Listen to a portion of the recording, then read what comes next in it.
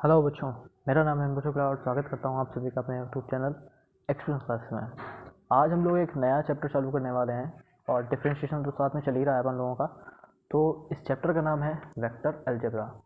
ठीक है, ये इंट्रोडक्शन चैप्टर है वेक्टर अलजेब्रा।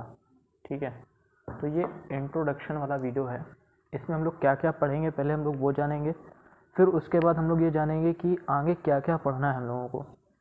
ठीक है, तो वेक्टर अलजेब्रा में सबसे पहली जो चीज़ हमको पढ़नी है वो सबसे पहले पढ़नी है हमको बेसिक कॉन्सेप्ट। अब बेसिक कॉन्सेप्ट क्या है, जो हम लोग 9th 10th 11th में पढ़ चुके हैं ऑलरेडी। ठीक है, यहाँ पे भी हम लोग कुछ चीज़ें यूज़ करेंगे जो कि क्वेश्चंस आए हुए हैं। फिर उसके बाद पढ़ेंगे हम लोग vector joining of 2 points, vector joining 2 points. ठीक है, हमारे पास कोई 2 पॉइंट दिए होंगे, उससे हमें कोई एक वेक्टर फॉर्म करना होगा। फिर तीसरा जो हम लोग पढ़ेंगे यहाँ पे वो scalar product of 2 vector, scalar product of 2 vectors. ठीक है, फोर्थ टॉपिक हम लोग पढ़ेंगे इसमें वेक्टर और क्रॉस प्रोडक्ट। ये केवल वेक्टर अलजेब्रा है। ठीक है, वेक्टर या इसी को एक और नाम बोला जाता है क्रॉस प्रोडक्ट। ठीक है, फिर पांचवा टॉपिक जो हम लोग पढ़ेंगे वो पढ़ेंगे scalar triple product, scalar triple product. ठीक है, ये 5 चीज़ें भी हम लोग इस वेक्टर अलजेब्रा में कवर अप करेंगे। तो सबसे पहले हमारा जो टॉपिक होगा आज का वो बेसिक कॉन्सेप्ट होगा। ठीक है, और ये बहुत ही इम्पॉर्टेंट वीडियो होगा जो कि पूरे वेक्टर को अच्छे से कवर अप करने के लिए आपको बहुत ज़रूरत हेल्प करेगा। ठीक है, और तो इसी के साथ अपना पहला टॉपिक चालू करते हैं आज का, बेसिक कॉन्सेप्ट। ठीक है, तो चलो अपने नोटबुक और पेन उठा लो, जल्दी से नोट्स बनाना शुरू कर दो। और हाँ, इसके जो नोट्स हैं वो आप लोगों को मैं प्रोवाइड करा दूंगा। नीचे डिस्क्रिप्शन में आपको एक गूगल क्लासरूम का लिंक मिल जाएगा, वहाँ से आप लोग अपने नोट्स डाउनलोड कर सकते हैं। ठीक है, सो बिना देरी करते हुए स्टार्ट करते हैं। तो सबसे पहले हम लोग आज पढ़ेंगे बेसिक कॉन्सेप्ट। अब बेसिक कॉन्सेप्ट हमारा शुरू कहाँ से होता है? पहली बात तो ये कि वेक्टर होता क्या है। हमारी जो वर्ल्ड है वो उसमें फिजिकल क्वांटिटीज़ होती थी। क्या होती थी? फिजिकल क्वांटिटीज़ होती थी। कितनी होती हैं? 2 होती हैं। कौन कौन सी? Number 1 scalar quantity and number 2 vector quantities. ठीक है, 2 तरह की क्वांटिटीज़ होती हैं हमारे पास। Number A scalar quantity, number 2 vector quantity. अब स्केलर क्वांटिटी क्या होती हैं? Those quantities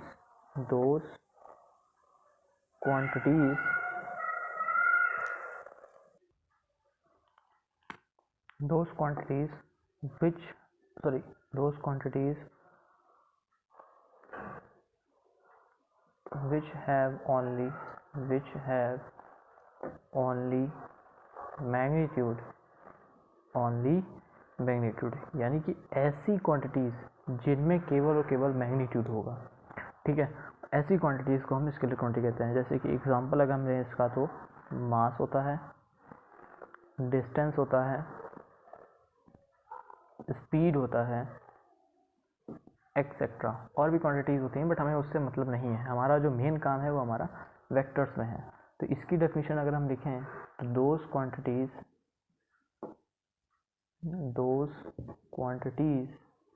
which have both magnitude and direction are known as vector quantities. For example, अगर हम इसका एग्ज़ाम्पल दें तो इसके एग्ज़ाम्पल क्या हो जाएंगे? वेलोसिटी, गुड, और डिस्प्लेसमेंट, वेरी गुड। और भी बहुत सारी हैं बट अभी हम केवल यहीं तक रखेंगे, डिस्प्लेसमेंट एक्सेट्रा। वेलोसिटी हो सकता है, डिस्प्लेसमेंट हो सकता है, और भी बहुत सारी क्वांटिटीज़ हैं, बट हमें उससे मतलब नहीं है। ठीक है, हमारा जो मेन मकसद है वो केवल और केवल हमारा वेक्टर क्वांटिटीज़ से है, वेक्टर क्वांटिटीज़ होती क्या हैं। ठीक है, अब हम मेन फोकस इस पे ना करके इस पे करेंगे, वेक्टर क्वांटिटीज़ पे। ठीक है, यहाँ तक नोट डाउन कर लिया है, नहीं किया है तो इसका स्क्रीनशॉट ले लो, बाद में अपना नोट करते रहना, वरना मैं आपको नोट्स प्रोवाइड कर दूँगा। ठीक है, और हाँ, अगर और भी अच्छी तरीके से नोट्स आपको हर जगह एक ही जगह पे चाहिए, नहीं डाउनलोड बार बार गूगल क्लासरूम में जाना है, तो टेलीग्राम चैनल है, उसमें भी आप ज्वाइन कर सकते हैं। ठीक है, so let me rough this and आगे बढ़ते हैं। ठीक है, सो अब मेन हम लोगों का जो काम है वो वेक्टर क्वांटिटीज़ का है। ठीक है, कि हम लोग वेक्टर को कैसे रिप्रेजेंट करते हैं, वेक्टर है क्या, और वेक्टर को कैसे क्या, उसमें हम बेसिक अलजेब्रा वेक्टर पढ़ेंगे। ठीक है, तो सबसे पहले तो हम लोग ये जानते हैं कि वेक्टर को रिप्रेजेंटेशन कैसे करते हैं। तो vector can be represented as, sir क्या बता रहे हैं बोरिंग चीज़ें, बेटा ये बोरिंग चीज़ें नहीं हैं, जिसको नहीं आता है वो सीख रहा है यहाँ पे। अगर आपको आता है आप इसको 2x में देखिए, स्किप कर दीजिए, मुझे उससे मतलब नहीं है, बट मुझे तो बेसिक से पढ़ाना है तो मैं बेसिक से पढ़ाऊँगा। ठीक है, बट कोई बात नहीं, अगर आपको आता है तो आप इसको 2x में देखिए, कोई दिक्कत नहीं है। हाँ, बट वीडियो को एंड तक देखना, कुछ ना कुछ नया ज़रूर मिल जाएगा। ठीक है, vector can be represented as, मान लो हमारे पास कोई एक ए वेक्टर है, तो ए के ऊपर एक ऐसा तीर बना देते हैं, इसको हम बोलते हैं वेक्टर ए।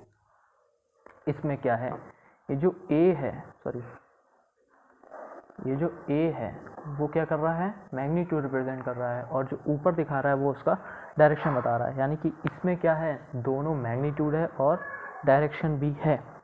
ठीक है, अब बेसिक कॉन्सेप्ट में आते हैं कि किस टाइप के वेक्टर होते हैं, वेक्टर कितनी तरह का होता है। तो यहाँ पे हम लिखेंगे, सबसे पहला मेन टॉपिक है टाइप्स ऑफ वेक्टर, वेक्टर के टाइप्स। ठीक है, तो इसमें सबसे पहला वेक्टर है ज़ीरो वेक्टर। ज़ीरो वेक्टर क्या होगा, जिसकी वैल्यू ज़ीरो हो, जिसका मैग्नीट्यूड ज़ीरो हो, उसी को हम क्या बोलेंगे, zero magnitude. A vector whose magnitude is zero. ठीक है, जिसका मैग्नीट्यूड ज़ीरो होगा उसको हम क्या बोलेंगे, ज़ीरो वेक्टर बोलेंगे। या इसी को एक और चीज़ बोल सकते हैं, जिसका इनिशियल पॉइंट और फाइनल पॉइंट एक ही जगह पे कॉन्साइड कर जाए। ठीक है, उसको भी हम क्या बोलेंगे, ज़ीरो वेक्टर बोलेंगे। तो उसकी दूसरी डेफिनेशन ये है, चाहो तो लिख लो, नहीं मन है तो कोई बात नहीं, ये भी लिख सकते हैं, whose initial and final, या इसी को और बोलते हैं फाइनल वाले को टर्मिनल पॉइंट। ठीक है, टर्मिनल पॉइंट कॉन्साइड। ठीक है, यानी कि एक के ऊपर एक ही आ जाए, यानी कि ए पॉइंट भी यही हो और बी पॉइंट भी यही हो, उसको हम क्या बोलेंगे, ज़ीरो वेक्टर। ठीक है, इसको रिप्रेजेंट करने का तरीका क्या है, ए डॉट ए वेक्टर या ए वेक्टर, या एक और वेक्टर ले लें हम बी वेक्टर। इसको हम इस तरह से ज़ीरो वेक्टर को रिप्रेजेंट करते हैं। अब जो दूसरा वेक्टर है वो हमारे पास है यूनिट वेक्टर। नाम से ही पता चल रहा है यार, पता तो हो गई, जिसका मैग्नीट्यूड 1 हो, या यूनिटी बोल सकते हैं। A vector whose magnitude is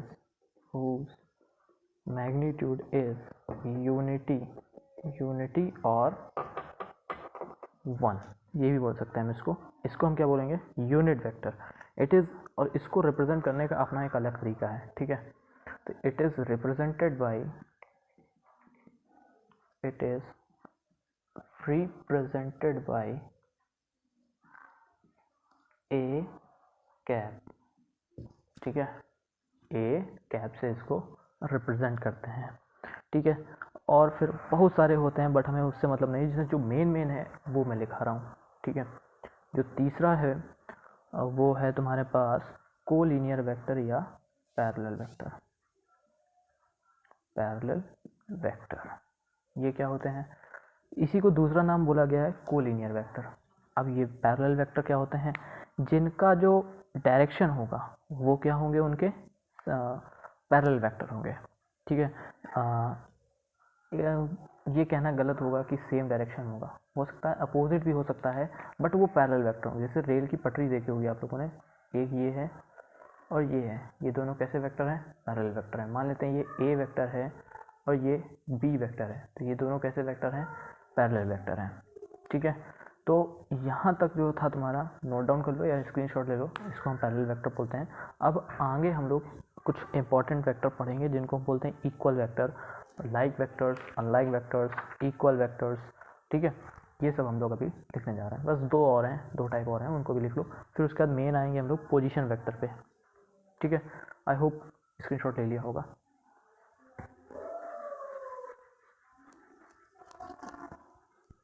अच्छा ठीक है, ये सब तो ठीक है, बट फिर भी वो डिफ्रेंशिएशन वाली वीडियो जो है उसको आप लोग देखते रहिए, क्योंकि डिफ्रेंशिएशन एक तरह से मेरे ख़त्म भी नहीं हो पाएगी, टाइम लगेगा उसको ख़त्म होने में, बट मैं कोशिश करूँगा उसको जल्दी से जल्दी ख़त्म करने की, क्योंकि एग्ज़ाम जो है हम लोगों के आने वाले हैं। ठीक है, तो जो चौथा वेक्टर है वो है आप लोगों का इक्वल वेक्टर। इक्वल वेक्टर, अच्छा ये इक्वल वेक्टर क्या है? नाम से पता चल रहा है यार, दोनों वेक्टर इक्वल को होंगे। जैसे मान लो हमारे पास वेक्टर ए है, A I cap plus B J cap plus C K cap, और जो दूसरा वेक्टर है वो है मान लो D I cap plus E J cap plus F K cap. अब ये दोनों वेक्टर इक्वल कब होंगे? जब ये वाला टर्म इस वाले टर्म से मैच कर जाए, और ये वाला टर्म इस वाले टर्म से मैच कर जाए, और ये वाला टर्म इस वाले टर्म से मैच कर जाए, तब ये हमारे वेक्टर कैसे होंगे? इक्वल वेक्टर होंगे। तो अगर हम इसको ठीक से डेफिनेशन में लिखना चाहें तो ये लिख सकते हैं अ वेक्टर, सॉरी यहाँ पे तो दो वेक्टर होंगे ना, तो two vectors are equal vectors if they have same magnitude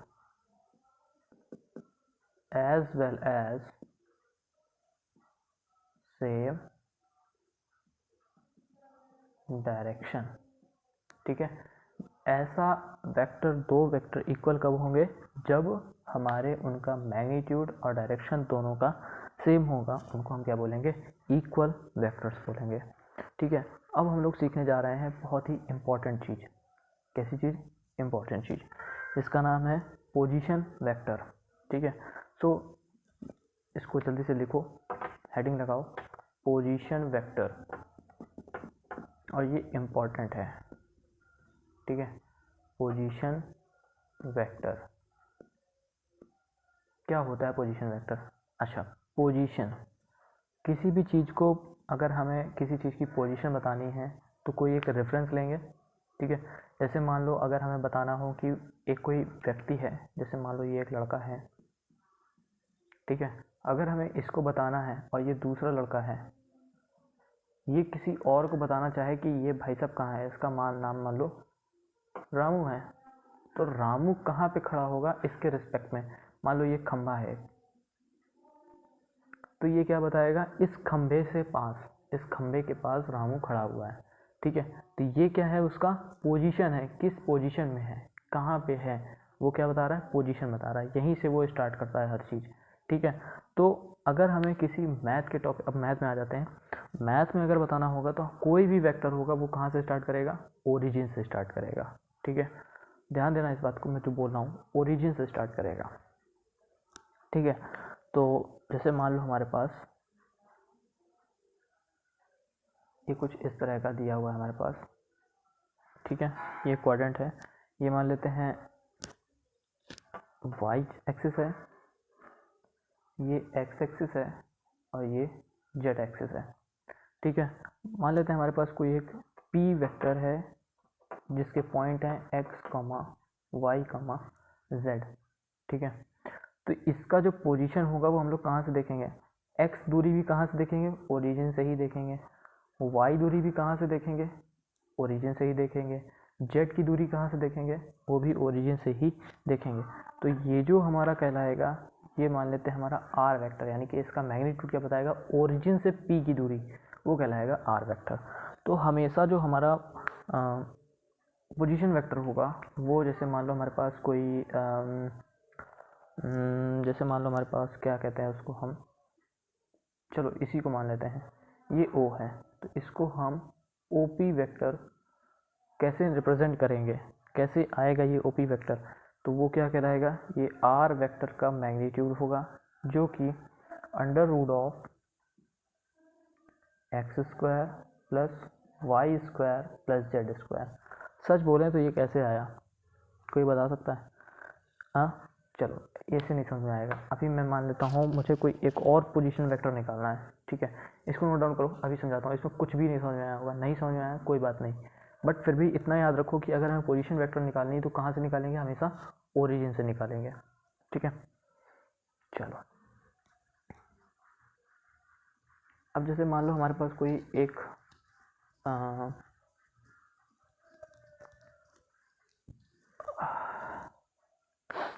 जैसे मान लो हमारे पास कोई एक वेक्टर दिया हुआ है ए बी वेक्टर, तो ए बी वेक्टर का हमें पोजीशन वेक्टर निकालना होगा, तो कैसे निकालेंगे, O B vector minus O A vector, simple. A C vector निकालना होगा तो कैसे निकालेंगे, ओ C vector minus O A vector, खत्म काम। अगर हमें डी ए वेक्टर निकालना है तो O A vector minus O D vector, ये पोजीशन वेक्टर निकालने के तरीके हैं, ठीक है। अब जैसे मान लो तुम्हारे पास ए वेक्टर दिया हुआ है 3i cap plus 2j cap plus 3k cap, और जो बी वेक्टर दिया हुआ है मान लेते हैं 2i cap plus 3j cap plus 9k cap दिया हुआ है, और हमसे कह रहा है वो ए बी वेक्टर निकाल दो, कैसे निकलेगा, तो हम कैसे निकालेंगे, O B vector minus O A vector, ठीक है। ओ बी वेक्टर यानी कि ओरिजिन से बी वेक्टर की दूरी कितनी होगी, वो यही होगी 2i cap plus 3j cap plus 9k cap, और जो ओ ए होगा वो भी ओरिजिन से ए कितनी दूरी पे होगा, 3i cap plus 2j cap plus 3k cap. Subtract कर दो, आंसर आ जाएगा, ये आएगा माइनस आई कैप प्लस जे कैप प्लस 6k कैप, ठीक है। लेकिन ये हमने ए बी वेक्टर निकाला है, ठीक है, ए बी वेक्टर निकाला है। अगर हमसे इसका मैग्नीट्यूड कहेगा तो मैग्नीट्यूड कैसे निकालेंगे, magnitude of a b vector हो जाएगा अंडर रूट ऑफ आई, यानी कि 1 का स्क्वायर प्लस 1 का स्क्वायर प्लस 6 का स्क्वायर, जो कि होगा अंडर रूट ऑफ 1 का स्क्वायर 1 प्लस 1 6 36 38 यूनिट। ये हमारा क्या हो जाएगा, ए बी वेक्टर का मैग्नीट्यूड। अच्छा सर एक बात नहीं समझ में आई, ये जो आप वेक्टर लिख रहे हैं उसमें 3i cap plus 2j cap plus 3k cap लिख रहे हैं, ठीक है, कोई बात नहीं, हमने समझ लिया, ठीक है। ये 3 के साथ i कैप ही क्यों लगाया, 2 के साथ j कैप ही क्यों लगाया, और 3 के साथ k कैप ही क्यों लगाया, ये बात आप लोगों के मन में उठनी चाहिए। अच्छा, जिनके मन में उठी बहुत अच्छी बात, जिनके मन में नहीं उठी वो भी बहुत अच्छी बात है, क्योंकि अब आपसे कोई पूछेगा तो आप बता सकते हो। कैसे, देखो अभी कुछ देर पहले मैंने एक डायग्राम बनाया था, ठीक है, वो डायग्राम कुछ इस तरह का था, उसमें 3 एक्सिस थी, फिर से बना देता हूँ मैं, ये ठीक है,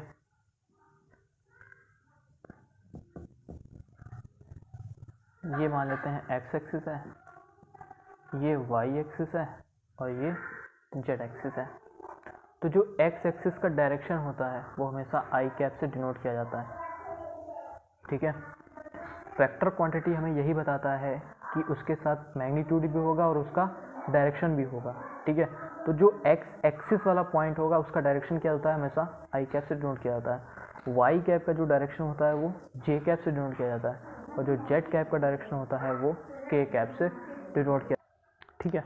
तो अब तो ये आप लोगों को समझ में आ गया होगा कि जो आई जे और के कैप है वो क्या है, डायरेक्शन है। इसीलिए हमने जो एक पी वेक्टर लिया था यहाँ पे, वो मान लेते हैं कोई भी एक्स वाई जेड पॉइंट में टाइम होगा 3 2 1 3 2 1, जो 3 बता रहा है वो एक्स एक्सिस को बता रहा है, तो हम उसको कैसे लिखेंगे, 3 आई कैप। 3 उसका मैग्नीट्यूड है यानी कि स्केलर पॉइंट है, और आई कैप क्या बता रहा है, उसका वेक्टर कंपोनेंट यानी कि उसका डायरेक्शन बता रहा है। ठीक है, तभी उसको हमने क्या बोला है, एक वेक्टर बोला है। ठीक है, अब यहाँ पे हमारा पोजीशन वेक्टर खत्म होता है। ठीक है, अब हम लोग कुछ पढ़ने जा रहे हैं इंटरेस्टिंग। ठीक है, देखना भी, और इस पे क्वेश्चन कई बार पूछ लिया जाता है, शॉर्ट आंसर क्वेश्चन में पूछ लिया जाता है, और अब तो पेपर एमसीक्यू टाइप में हो रहा है, तो एमसीक्यू में वो पूछ सकते हैं। ठीक है, जैसे मान लो हमारे पास कोई एक वेक्टर दिया हुआ है 3 आई कैप प्लस 6 के कैप प्लस 9 के कैप, और बी वेक्टर दिया हुआ है, इसको मैं कुछ इस तरह से कर देता हूँ 3 2, और इसको मैं कर देता हूँ 4। ठीक है, इसको मैं कर देता हूँ 6 आई कैप प्लस 4, इसको जे बोलना था, के कर दिया मैंने, जे कैप, इसको मैंने कर दिया जे कैप प्लस 8 के कैप। तो ठीक से देखो, इस वेक्टर बी में हम अगर हम 2 से कॉमन ले लें, 2 कॉमन ले लें पूरे में से, तो देखो क्या आ रहा है, 3 आई कैप प्लस 2 जे कैप प्लस 4 के कैप इस बी वेक्टर में। और ये चीज़ क्या लिखी हुई है, अगेन से ए कैप लिखी हुई है, तो vector B is equal to 2 times of vector a. तो अगर हम इसको जनरली बोलें, vector B is equal to lambda times vector a, ये किस प्रॉपर्टी को शो कर रहा है, ये इस प्रॉपर्टी को शो कर रहा है कि वेक्टर ए और वेक्टर बी कैसे हैं, पैरेलल वेक्टर हैं। कैसे वेक्टर हैं, पैरेलल वेक्टर हैं, या इनको हम दूसरा नाम बोलते हैं कोलिनियर वेक्टर बोलते हैं। क्या बोलते हैं, कोलिनियर वेक्टर भी बोलते हैं। ठीक है, तो अगर ठीक से देखा जाए तो इस तरह से भी इसको लिख सकते हैं, vector B is equal to lambda times of, इसको इस तरह से लिख सकते हैं a1 I cap plus ba2 J cap plus c2 sorry a1 a2 a3, इसको मैं a3 नाम ले लेता हूँ, a3 के कैप, और यहाँ पे जो वेक्टर बी होगा उसके कुछ अपने टर्म्स होंगे। ठीक है, मान लेते हैं a1 आई कैप, इसको मैं कुछ इस तरह से ले लेता हूँ, b1 आई कैप प्लस b2 जे कैप प्लस b3 के कैप।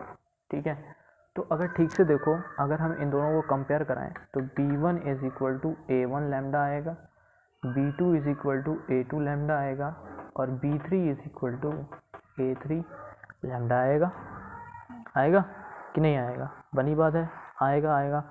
ठीक है, तो अगर हम यहाँ से लैम्डा की वैल्यू निकालें तो वो हो जाएगा a1 अपॉन b1। ठीक है, सॉरी, हाँ मैं क्या कर रहा हूँ यार, b1 upon a1 is equal to b2 upon a2 b3 upon a3 b3 upon a3।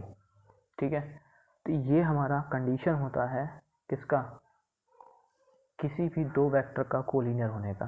किन्हीं भी दो वेक्टर के कोलिनियर होने की जो कंडीशन होती है वो b1 upon a1 is equal to b2 upon a2 is equal to b3 upon a3। इस कंडीशन को नोट बना के लिख लीजिए, मैं लिखा दे रहा हूँ आप लोगों को। ठीक है, तो चलो, एक इम्पॉर्टेंट कंडीशन है और इस पर क्वेश्चन पूछ लिया जाता है। ठीक है, तो क्वेश्चन कैसे पूछा जाएगा मैं वो क्वेश्चन भी कराऊंगा। तो इम्पॉर्टेंट जो नोट है वो ये है कि टू वेक्टर्स